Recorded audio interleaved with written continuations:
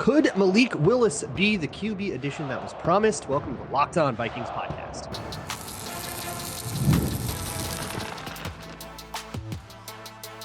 You are Locked On Vikings, your daily Minnesota Vikings podcast, part of the Locked On Podcast Network, your team every day.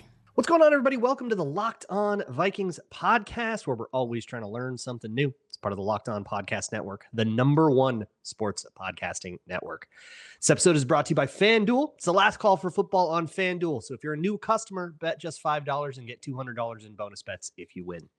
Today, I'm here with Vikings fans' favorite. It's Peter Bukowski, because we are here to talk a little bit. I've been doing this with a bunch of Locked On hosts, Peter, with like the quarterback that is leaving their organization. And whether or not they, how likely is it that they are actually leaving? What some information about that quarterback, if they would maybe fit with what the Vikings are doing. We know through reporting and common sense that the Vikings are going to add somebody to the quarterback room. It's just a matter of how high octane that guy is. Is he somebody that's going to compete to start? Is he going to be just a more quality backup than they had? Is he going to just be a bona fide starter? We're moving on. That's what we don't really know. And Malik Willis is a name that's come up in like mailbags for me a lot. So first off, I just want to get right to the direct cushy center of the question. Okay. Can Malik Willis be a starter on an NFL team? Or is this just a flash in the pan and we're all overreacting? I think he can be a starter on an NFL team. Is he a franchise quarterback? Like someone that could develop into someone who's going to get $50 million a year? I would be very dubious about that. But it's clear at this point that the development that he got, the teaching that he got in Tennessee was insufficient because he came to Green Bay. Like, this can't be understated, Luke. He looked unplayable in Tennessee. They signed Josh Dobbs off the scrap heap and started him like 4.5 minutes after he was in the organization over giving Malik Willis a chance to play. That is what happened. And that was Mike Vrabel, who is like now everyone's favorite coach again. And we forget what happened in Tennessee, some of the weird stuff that happened there. And then Jordan Love gets hurt in week 1 of 2024. Malik Willis has to start in week 2. Brian Gutekunst traded a 7th round pick for him in late August. Like he had no time. Halfway through camp. I think he had like 10 days in the organization before having to like jump into practice as the starter. And not only did they beat Tennessee, they beat the crap out of Tennessee. And it was not just the offense, but he looked amazing in a very limited offense. It was like, we're not going to ask you to throw on third down. 3rd and 8, they're running. And by the way, he's picking it up because he is a dynamic runner. That development arc, we saw it last year. I mean, they won games. They went to the playoffs last year because Malik Willis won them 3 games. Jordan Love got hurt in those games and he brought them back, almost brought them all the way back against the Bears. They blew that game in week 18 not which time, right? But two times ago. And Malik Willis had brought them down and got the game go ahead score. Yeah. And so he is someone who the trajectory and the upside there, I mean, the physical gifts, Luke, the physical gifts are absolutely starting quarterback level. So I guess that's the question. So the standard that I've put forth is for the Vikings to bring somebody in, he has to have a chance, even if it's an outside chance, to be the guy moving forward. There has to be some world where best case scenario, he's the guy, which rules out, bringing in somebody that's like older, right? Like that doesn't feel like what we want to do. Or bringing in somebody that is, like you bring in Zach Wilson. I'm not thinking that guy's going to be the guy, right? But it sounds like Malik Willis is right on that level where he can be a starter. But if you're making him your franchise guy, you're probably committing to having, the 20th best. Yeah, let me say this. I would rather have Malik Willis than someone like Gardner Minshew or someone Gardner Minshew level. Like that's someone better name, yeah. Like he started for that whole season in Indianapolis. Right? And they almost made the playoffs. And that didn't look terrible. He wasn't terrible, but it was like, yeah, you're probably a backup. Like it's the quadruple A quarterback corollary. And I think Malik Willis can be more of that, but can be more than that. If you look at I know it's small sample size theater, but if you look at some of the efficiency numbers, like if you reduce sample size small enough to include Malik Willis, he's like the #1 most efficient quarterback by a mile since he came to Green Bay.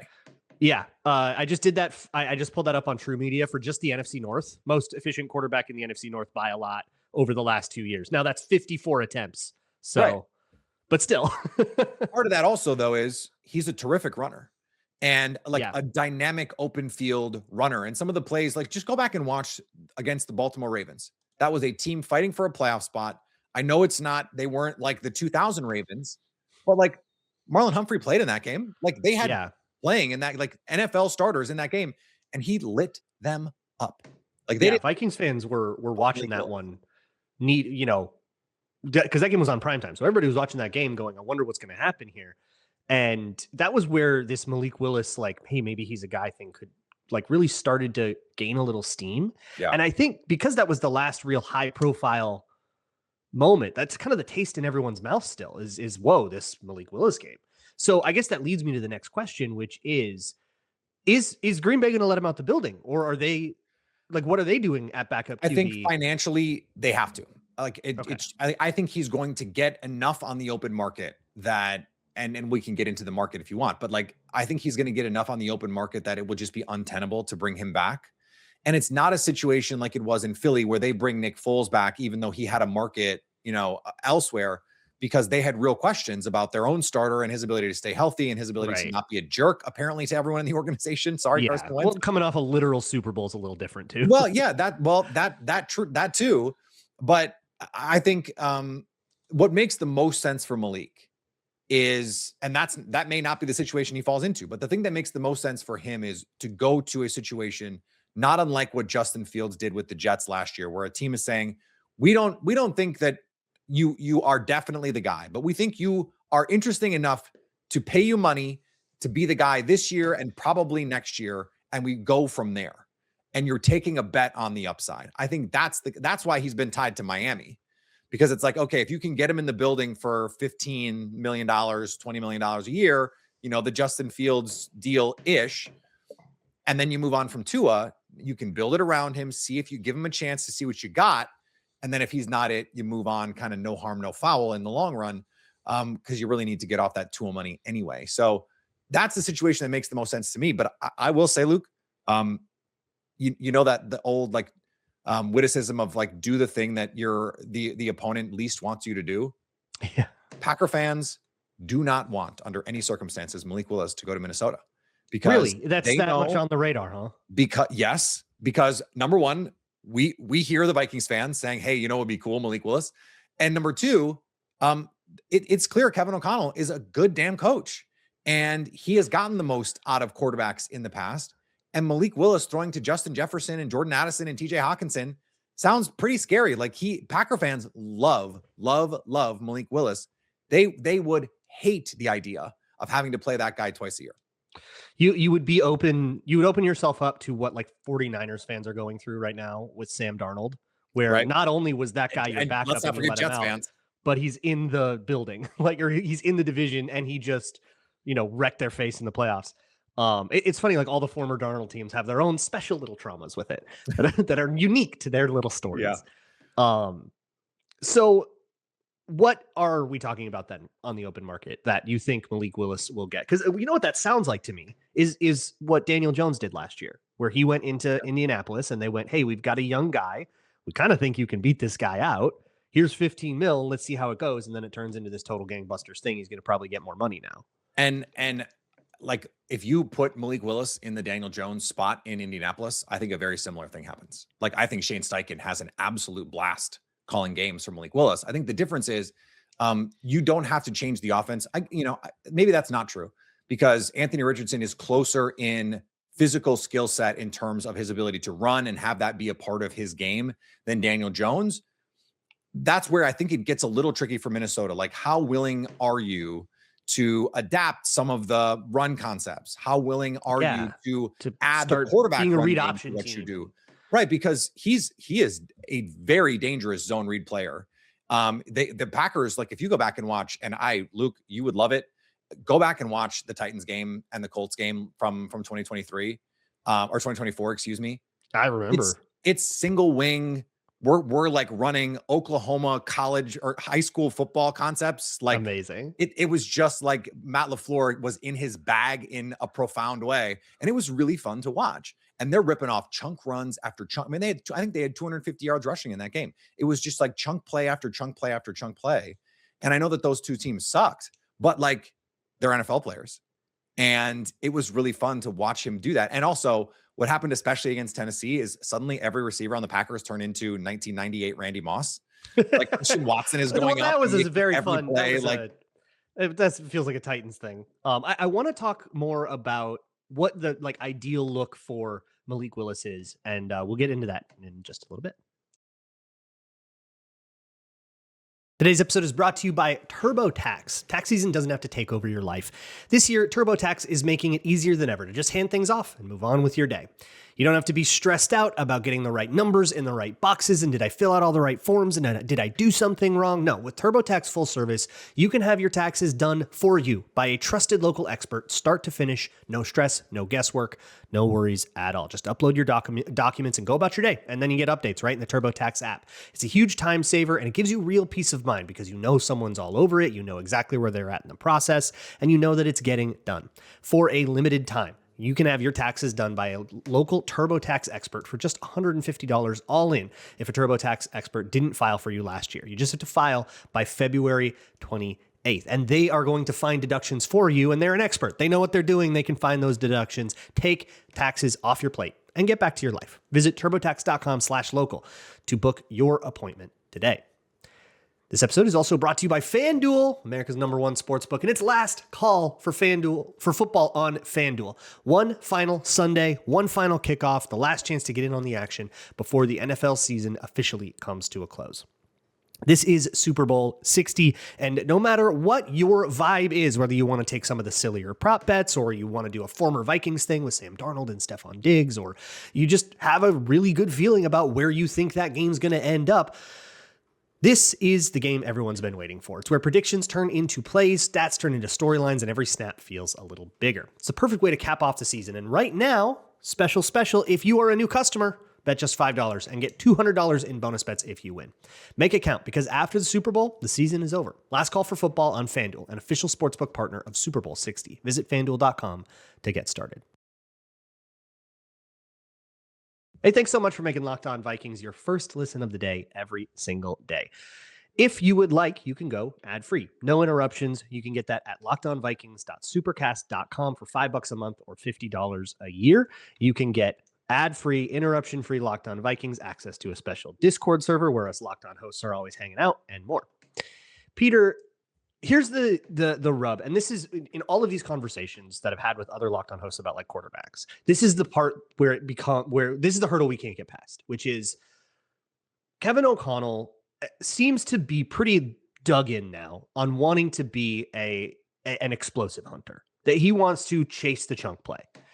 And this is where I'm James Franco on the gallows going first time, because Matt LaFleur's the same way, but go ahead. Yeah, right. It's like it's deep shot. I mean, JJ McCarthy had the highest ADOT in the league this year, which is ridiculous considering if you remember the one like most consistent knock coming out of college was his deep ball.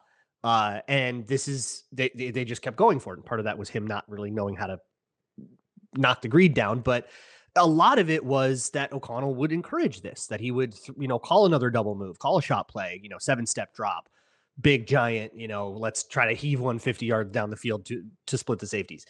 And so doing that with Sam Darnold in 2024 made a ton of sense. That's loves to be Darnold's game.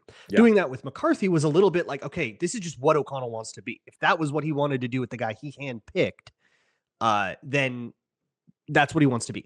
So my question is, how do you think Malik Willis does in that pairing, or does O'Connell need to look himself in the mirror and say, this isn't my kind of offense? Because if that's the case, then pairing him with McCarthy and having those two compete, despite being such different styles, could make this a non-starter. Malik Willis, I think the best thing Malik Willis does is throw the deep ball. His arm talent is. It's not like Josh Allen S tier kind of stuff, but I don't think it's far below in terms of like you look around the NFC, like he's got a better arm than Dak He's got, and Dak's really good, but I think he's got a better like arm talent, arm strength, certainly in the ability to drive the ball down the field. He's got a bigger arm than those guys. And he's accurate throwing the ball down the field. I mean, this team was explosive with Malik Willis in all of the iterations, like even in some of those run heavy versions. Then it's like, okay, now here's that spinner motion into a play action shot play. And here's Christian Watson up the sideline for a big gain. Like that was really what they were trying to do. The only time they threw the ball really was with these sort of designery shot plays, and he's hitting them. Like one of the first, like Jordan Love gets knocked out against the Bears. And like the first drive, Malik Willis throws a seam ball against cover 2 for a touchdown to Christian Watson. That was an insane game from him. Yeah, just rips one. Like it was just really like those are throws that he can access that not everyone can access from every part of the field, from every platform. And what I would like about Malik Willis in a system like that from a Viking standpoint is when you are a shot play reliant offense, having a quarterback that can also then, hey, it's not there. I don't really have any check down offenses built in or check down options built in. Yeah. I can just take off. They're their own check down. Right. When your legs are your check down. We see this with Lamar Jackson all the time. That was Lamar, or like early Lamar when he couldn't find stuff and he would just go and it would work. And Malik can do that. And Malik, by the way, is bigger than Lamar. Like he is a thicker, he's not as tall. I think he's 6 foot, 6'1", but he's like 215, 220 rather than being 6'4". Let's be honest, like what is Lamar Jackson, 195 if he's a pound? Like he's not a very big guy. That depends on his state of his bill of health too. Yes, or his scurvy will take a couple. Or the state of his bowels maybe in a given game. Yeah, right. But it's different pre-halftime, post-halftime. Yeah, so you wouldn't have to be as worried about him doing that. I don't think he's a quarterback who you have to run zone read either. Like I think you can you could just run a version of the Kevin O'Connell offense for Malik Willis and have him do it. Like he like, do you want him to take 7-step drops from under center? Maybe not. But you want to get in those boots and get those play action slide routes going. The rollout is what we, because it's a McVay Shanahan offense, and he did that with the Packers too, for sure. And there are throws that he has on tape. It's just sort of like the ball is catching the receiver. Like there's one against the Giants I could think of. Jordan Love get knocked out of that game. I was actually at that game with my son, his first ever NFL game. It was very cool. Malik Willis comes in for one drive. They score a touchdown, and Malik on a second reaction play, Christian Watson's not even expecting the ball, and he basically plants it in his face mask. And it's like one of those, like a little back across his body through traffic, contested catch, and Christian Watson just has no choice but to catch it. And so this is my point, like to Packer fans, like that guy with Justin Jefferson, that would not be fun to defend. Like it just wouldn't be. Like I don't know that I'm talking myself more into it. Maybe I'm talking myself into more not wanting it from a Packers perspective, just because like, yeah, it sounds miserable. I think Malik Willis is a starting quarterback in the NFL with talent and upside. And so I'm not sure about that with JJ McCarthy. So like, I don't know, man. Like that's sort of where I am with this. Yeah. And I think if you like whoever comes into this org, I think will have a genuine shot in camp, even if they might start camp with the twos, but they'll have a genuine Daniel chance Jones comp is such a good one. Take it. And I think it's that situation. Yeah. And what's funny is one of the options is Anthony Richardson, and that's been reported by that's been rumored for a while now. Which I don't know. He had that like horrible band accident where he was like, he wasn't able to, he like broke his face. That's a great question, because he did literally break his eye socket. Yeah, fractured his I'm not making light of it at all. Like no, literally, we haven't seen him. Like no one knows what's going on. Everyone's just like, no, it was really bad. This is definitely a question that I have. Without a shred of irony, like can he see is a very good question, because that can be permanent damage, and eyes don't heal all the way. That would be horrible. Like that would be brutal if that were the case. But we know that O'Connell loved him pre-draft and actually tried to make a move in that draft to move up like 20 spots. And I mean, everybody talks about the moment after the Vikings played the Colts last year, where O'Connell had all this really nice stuff to say to Anthony Richardson. Right. It was like a little extra. So that's part of, I think, why that's rumored. But it's one of those things that, I don't think that they just want to bring in your Joe Flacco or your, like you said, your Gardner Minshew. You want somebody with a little talent and upside, so you don't feel like especially I think this is coming a little bit from ownership that has had 20 years of rental quarterbacks. Or when there is a young quarterback, it's been Ponder, and now it's McCarthy, and it's Teddy Bridgewater. Those are the three. Let me throw this at you, because we saw two teams do a version of this last year in a different way, right? Like the Seahawks, they did not give Sam Darnold $50 million. He got like 35-ish, right? He got 3 for $100, if I recall. Yeah. Okay. So just a shade under 35. A couple years ago, Baker Mayfield, similar kind of deal. Yeah. Both of those teams would redo those deals 10 times out of 10. They're not A-list. This is the guy for the next 15 years. You're no doubt number one franchise quarterback. But they're in the Super Bowl, the Seattle Seahawks. And I know that their team is really good, but like Sam Darnold played great. And we saw Sam Darnold in this similar situation in Minnesota win 14 freaking games. And so searching for that Sam Darnold, that like he's talented, but hasn't had the right fit, the right opportunity. Same with Baker Mayfield. Right. Like Malik feels Willis, like such a trap. It does, but this is the upside, right? Like you get the right guy at the right price, and all of a sudden you have lucked into plus EV in a way that is so hard to find at the quarterback position without drafting a guy. So, and you're not developing him and everything. Like it's year 6. The guy knows what he's doing. Right. He only costs you as much as, you're paying for Justin Jefferson anyways. Like it's, and the joke is like Kevin O'Connell is the quarterback rehab masters. Kyle Shanahan a little bit too. Like Mac Jones is probably going to go for premium draft capital in the offseason if someone wants to trade for him. The 49ers are another option. Yeah.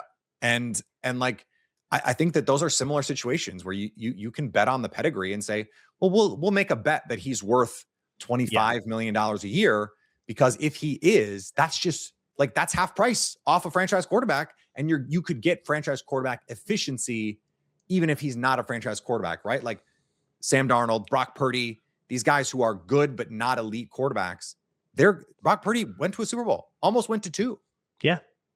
Well, let me wrap it out with this, and then I'll let you go, Peter. Give me a prediction right now, wherever Malik Willis signs, for what his average annual value will be. I mean, Dan Orlovsky said 40, and that seems crazy to me. That seems insane. But like that, yeah, I saw that, and then I saw somebody else being like, "Oh, he'll get like 10 or 15, like Daniel Jones." Like, I think Spotrac has it at 10 projected. There's no way he only gets $10 million. There's absolutely no way. Because I do think that the Shanahan McVay tree thing is real. Like he's played in that system now. There's real, actual good tape out there of him, and a primetime game. This seems like stupid, but that primetime game, guess who watches those? Owners. Yeah, that was on TV in everyone's office. Yeah. Yeah. And like the ownership part cannot be ruled out. What I have been saying all year is I think he's going to get the Justin Fields with inflation deal. So Justin Fields adjusting for 1 year later, I think he got 2 for 40. So I'm thinking something like 2 for 50 or 2 for 46, something like that. 2 for 48. Maybe I'll do that math and come back around and fill everybody in the third segment here. Peter, thank you so much for your time. Check out Locked On Packers. It was fun. I didn't like the intro. The Locked On Vikings intro made me feel unclean, but I appreciate you having me. It's what it is. It happens. Sorry about your Sean Mannion loss that just broke as we were recording. Yeah. It's now, what it's like to lose Sean Mannion. It's not a good feeling. We all, you either die a hero or live long enough to see yourself lose Sean Mannion. Thank you so much, Peter. Today's episode is brought to you by Indeed. If you ever hired somebody and then it turned out like not right, and then you wasted a whole bunch of resources, the time you took in the hiring process that you have to start over now, and the time you took training that person, the salary they made while they were there, and the salary you wasted on training them, that's like all those costs add up a lot. And if you run a small business, you know that it's so important to get that decision right. Indeed is all you need. Stop struggling to get your job post seen on other sites and then dealing with the tiny little candidate pool of whoever happened upon it. Go get a sponsored job, boost your post to the people who are the best match for your role, and get somebody right. According to Indeed data, Sponsored jobs posted directly on Indeed are 90% more likely to report a hire than non-sponsored jobs. Spend more time interviewing candidates who check all of your boxes with less stress, less time, and more results using Indeed sponsored jobs. Listeners of this show get a $75 sponsored job credit to help give your job the premium placement it deserves at Indeed.com/LockedOnNFL. Just go to Indeed.com/LockedOnNFL right now and support the show by saying you heard about Indeed on this podcast. Terms and conditions apply. Hiring, do it the right way with Indeed. Moving on. First off, to follow up on something with that interview from Peter, I looked it up. So the Justin Fields contract represented 7.2% of the salary cap in the year he signed it. That's the way we can kind of adjust for inflation like he wants to. So to do that this year, it would be 21.2 mil a year. So a 2-year deal would be like 42 million. He said like 50. That's more inflation than there actually is. So call it 2 for 42 would be the contract that he would project to Malik Willis to get. And that sounds about right to me. Somewhere between 15 and 25, like something like that sounds about right to me. That's a very interesting idea. And I think I walk away with that from that conversation more into it than I was going into it. Obviously, I mean, talking to the Locked On hosts, they're all going to be biased for their guys, right? But there's a couple things that matter to me, like being good at the deep ball, having that kind of ceiling of athleticism, and remembering that Malik Willis was only drafted in 2022. I mean, that was Louis Scene's draft class. Like this is not long ago, and that he was this high ceiling prospect then that everybody knew was going to need a little time, and maybe he is coming on. I think that there is an argument there that he is, the next guy that has this reclamation. The league is just chock full of these dudes now that take 5 years to figure it out. And if you get your hands on them in year 5, 6, 7, whatever, then you are kind of striking that gold. That feels like the in vogue way to find your favorite quarterback. Not that everything is going to work the same for everybody, but it certainly feels like there is an opportunity there. So I'm into this idea. I'm super about it. Here's the thing that I have a concern about that I would probably tack onto the end of this. And it is, I don't know if this organization has the capacity to develop a quarterback the way we thought. And, Peter was talking from the perspective of everybody outside of Minnesota saying, well, I mean, O'Connell's the QB guy, right? Of course he's the QB guy. But what we saw with JJ McCarthy, and I don't know, maybe I'm the guy with the hot take here. Maybe McCarthy was just so untenably bad and I just didn't see it in Michigan or something like that. But what I saw at Michigan, he was better at stuff than he ended up in the NFL. The NFL overwhelmed him. And I think about the kind of infrastructure of the Vikings, and especially with Josh McCown and Kevin O'Connell, two guys that it has been reported about them in breathless puff pieces that they love to kind of needle you about every little detail. They're very detail oriented, and it's sold as a good thing. But I think about it in this context. If you have these two guys who are going to remind you about every tiny little thing. They're going to give you the 45 things you're supposed to think about during your golf swing. Anybody who golfs knows how much of a nightmare that magazine article sounds like. But like, it feels like okay, so Josh McCown, there's an article, I don't remember who it's by or how to find it again, but there's one I remember from back in the 2024 draft process about him and Drake May. Josh McCown was Drake May's quarterback's coach in high school. He was volunteering with that high school kind of between his playing days and his coaching days. As a way to kind of get his feet wet, he went to a nearby high school and Drake May was the QB there. So he worked with Drake May. And one of the things that he likes to do as a quarterback's coach is he likes to screw with you. He likes to make practice really annoying and hard, where you're doing your drill and he is going to just push you. He's going to just like get a hand on you. He's going to hit you with a shield pad or something like that, just to get you kind of used to that adversity. And that's his idea. And it's sold as this, great thing that helped Drake May become a better improvisational prospect or whatever. And I certainly see the appeal of that. But as with all things in coaching, everything doesn't work the same for everybody. That might not be what JJ McCarthy needed. And so adding those little layers of those little added details, those added challenges, while he's already challenged enough just because he's so behind the curve for missing time due to injury, might be a little overwhelming. And then you add Kevin O'Connell, who, again, this was a good thing at the time, but I remember in the Josh Dobbs big story moment, the first game when Dobbs had been in the organization for 4 days and Jaren Hall gets hurt and he's got to go in, he's got to go win that Atlanta game, and he does. Dobbs didn't know any of the playbook, and Kevin O'Connell was in his ear essentially explaining the plays as he goes and saying, we're going to run this, recite it, and then as he walks up to the line of scrimmage going, okay, so it's an in here and we're looking to, split the safety in half, and and trying to explain those things. And he did so in that little bit of time. It's one of the greatest coaching performances that you will ever see.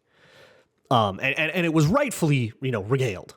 But I would say that same idea, which also comes from McVay. McVay does this too, and it didn't work very well for Jared Goff. It really kind of ruined that relationship in a way. McVay will talk all the way up to when the helmet's cut off at 15 seconds. He's talked about it, and it's been sold as this positive thing. He's giving his quarterback so much help. He's helping him figure it out. Like, that's less that he has to do on his own. But he's just continually, here's that guy, watch that blitzer, watch that, blah, blah, blah, blah, blah, right? And there's so much blah, blah, blah to that. It feels a little bit like the combination of these two guys sure would overwhelm a guy when he's drowning already anyways. And I think that feeds into when McCarthy got better was when they decided, hey, we're not going to coach you on your mechanics anymore. And his mechanics got better. So I don't know if there's anything like, there is your smoking gun that they were overcoaching him. And that's why I'm going to stick to that as the narrative of the Minnesota Vikings season, that they were overcoaching JJ McCarthy. And so I then ask, are we sure this is like QB development heaven? If the best thing they did was back off, are we sure this is the right place to say, hey, this guy is going to, blow up and he's going to be the best. He's the best version of himself now. And I go back to a mailbag question I was asked last week that I think put it really well, which is, I think that O'Connell got a lot of credit for fixing quarterbacks when in reality, he just fixed his offense for quarterback skill sets. And it doesn't work with young guys because you don't have enough data on them to know exactly what their strengths and weaknesses are going to be and how to design an offense around them. You need an offseason to sit back, think, what are you going to design? So maybe we do go back to the drawing board and O'Connell comes out with something that works a lot better for JJ McCarthy. But if he doesn't, and you got a guy like Malik Willis in the building who's got a good deep ball, he's his own check down for when there's pressure because it was too long of developing a play, and it covers up a lot of those schematic weaknesses, it feels really good to me. And a 2-year, 40-ish, 45 million, something like that kind of deal is absolutely doable. We've talked a lot about the money and how much cap space they can manufacture with no resistance at all. They can do that. I think they can absolutely do that. That's not paying $50 million for a quarterback. That's not being the Saints with Derek Carr with their cap issues and then making them worse like that. That's a pretty responsible thing to do. I think it really threads the needle of all the little different things that I need. So not only in talking to Peter, I was already a little into the idea. Now I'm a lot into the idea. I think Malik Willis would be a great option for the Vikings. And I'm very glad that I was able to kind of get that clarity on this, and now I can just kind of pull for it. I don't think it's the only option for sure. I like the Mac Jones idea. I'm not ready to quit on Anthony Richardson either. That's an interesting idea. I think there are guys that thread this needle that the Vikings are looking for really well. Not to mention, I'm never going to close my eyes on hang with JJ McCarthy for one more year and then see who's asking out of their organization, because I think could be some really big blockbusters maybe next offseason. But I'm starting to feel a little more optimistic. Maybe it's just been enough time since the season ended that I'm starting to feel a little bit more like the Vikings have a few avenues here where this works out that feel realistic. And that's exciting. I will see you all Monday. And as always, Skol.